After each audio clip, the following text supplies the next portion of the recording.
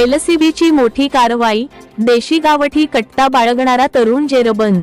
Dhule 7 April 2026 Dhule येथील स्थानिक गुन्हे शाखेने अवैध शस्त्रांविरोधात मोठी कारवाई करत एका तरुणाला देशी गावठी कट्ट्यासह ताब्यात घेतले आहे। ही कारवाई दहशत माजविण्याच्या उद्देशाने शस्त्र बाळगणाऱ्या आरोपी विरोधात करण्यात आली आहे। पोलीस अधीक्षक श्रीकांत हिवरे यांच्या आदेशानुसार जिल्ह्यात अवैध धंदे व शस्त्रांविरोधात मोहीम राबविण्यात येत आहे। त्याच अनुषंगाने 6 एप्रिल रोजी स्थानिक गुन्हे शाखेचे पोलीस निरीक्षक श्रीराम पवार यांना मिळालेल्या गोपनीय माहितीनुसार पथकाने मुंबई-आग्रा महामार्गावरील नगावबारी परिसरात सापळा रचला। या कारवाई दरम्यान राहुल पांडुरंग पाटील वय 29 राहणार वरवाडे तालुका शिरपूर जिल्हा धुळे याला ताब्यात घेण्यात आले।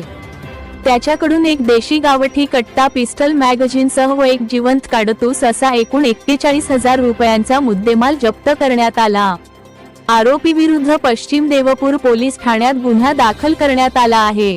ही कारवाई पोलीस अधीक्षक श्रीकांत हिवरे व अपर पोलीस अधीक्षक अजय देवरे यांच्या मार्गदर्शनाखाली स्थानिक गुन्हे शाखेचे पोलीस निरीक्षक श्रीराम पवार, पोलीस उपनिरीक्षक चेतन मुंढे तसेच अंमलदार पवन गवळी, आरिफ पठाण, राहुल सानप, देवेंद्र ठाकूर आणि मयूर पाटील यांच्या पथकाने यशस्वीरित्या पार पाडली।